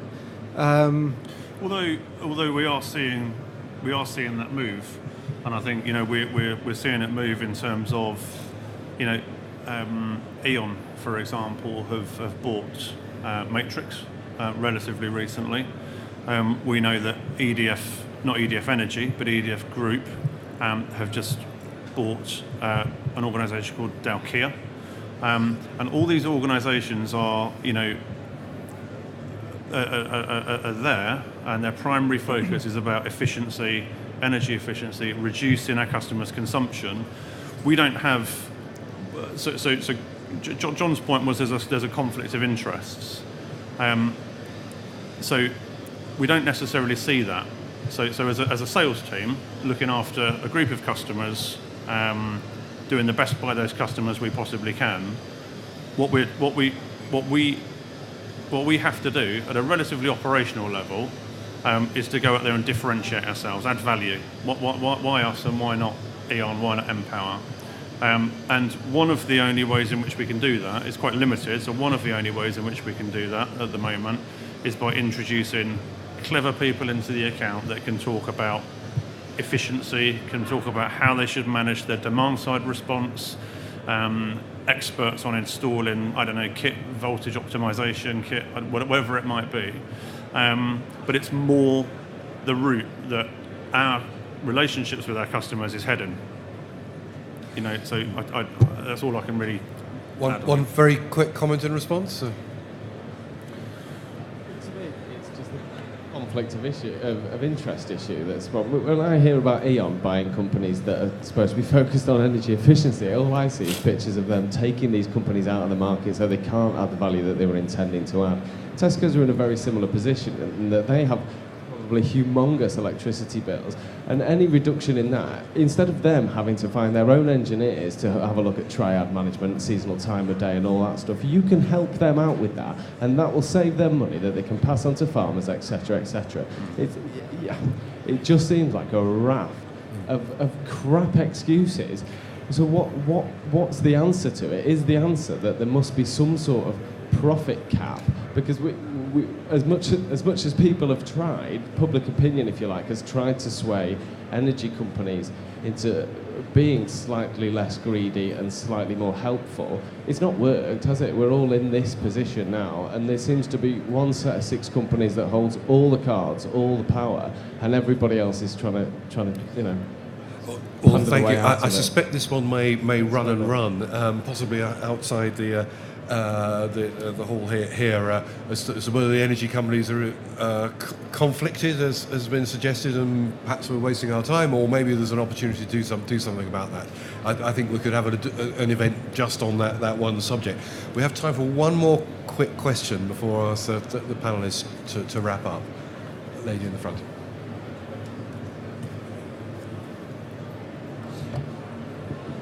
Do you think the market is moving towards strategic partnerships between all parties, so the buyer, the TPIs and the suppliers? Can I try and take that one? So typically, no. I think we the team I operate we call it partnership accounts, and I think we probably. I don't think many of our customers consider us to be a strategic partner, speaking very frankly. I think we're there as a supplier. We're there because we're there by merit, but we need to stay there, and we need to work very, very hard to stay there. For me, I think a partnership is very, very difficult to achieve. I think we both have our own interests in the in what's in the outputs of the relationship. But what I would say is that, as we discussed earlier, things are getting a bit more complicated. We're introducing innovation into the accounts. We're looking at demand side response. We are looking at energy efficiency and energy services and those kind of opportunities. I think it's becoming more a collaboration than it was. So we don't get beaten up on price so much as we used to, but we do get beaten up on what other value we can add. James, strategic approach and collaboration, does that ring a bell with you? Does that seem the way things are going to go? Or? Well, okay, I mean, it depends on sort of what you define by an integrated approach, of course, and also in terms of the market quite a nebulous term. But I think ultimately the market will adopt whatever makes sense. and I can see there being more collaboration. I can see there being a need for more collaboration to unlock some of the value that we've talked about earlier. That doesn't necessarily mean a sort of one-stop shop solution, and I think the market, what's on offer in the market at the moment is way off of anyone being willing to make a really long-term commitment to some so-called integrated approach. I just don't think that the market is actually ready to offer that. But I can see more collaboration, certainly. And John, collaboration the way to go, or is a certain amount of creative tension there actually a good thing? I think collaboration is a good thing. We collaborate with a number of suppliers. We work with the whole market, but with some we've been able to develop some innovative products. But I think I'd reiterate what James has said, that the market will reflect what customers need and can accommodate a diversity of approaches. So where it's the right thing to do, I think we will see more collaboration between suppliers, customers and TPIs, but that won't be the solution for everyone. Well, sadly, we're just about to run out of time, so a quick last word from each of the panellists. I'd be interested to know if all four of us happen to be sitting in exactly the same place here this time next year, are we going to be talking about the same things, or will things moved on, and if so, in what direction? John, what's your prediction? Well, I'll just say that I'm glad it was the gentleman at the back that suggested price caps, because I was so tempted to suggest nationalisation as a way to simplify the market. I hope that's not what we're talking about if we come back in a year's time. It would certainly simplify one aspect of it. I suspect it might complicate it in other ways. The lawyers would certainly enjoy it. Graham, what's your prediction? Well, so firstly, my reflection on the last session, if I may. I thoroughly enjoyed it. Some really interesting questions. I do appreciate the challenge as well, and it's led for a nice lively debate. And in terms of prediction, the 6 years I've been involved in this industry, which isn't a great deal of time compared with a lot of people in and around this world, it has moved on dramatically each year I've been around. So there's new things being introduced, there's new surprises around the corner, and I'm sure that if we sit here this time next year, we'll be talking about things entirely differently. I don't know what though. James, last word to the consumer.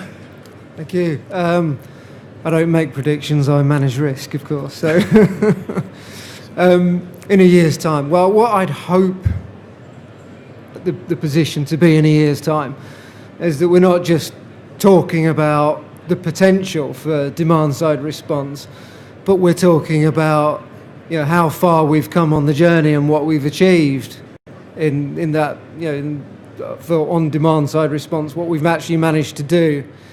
And I'd hope that we're talking about it in a way to say, where Tesco hasn't had to do all the running to make it work, and that it has been some kind of collaborative approach to it.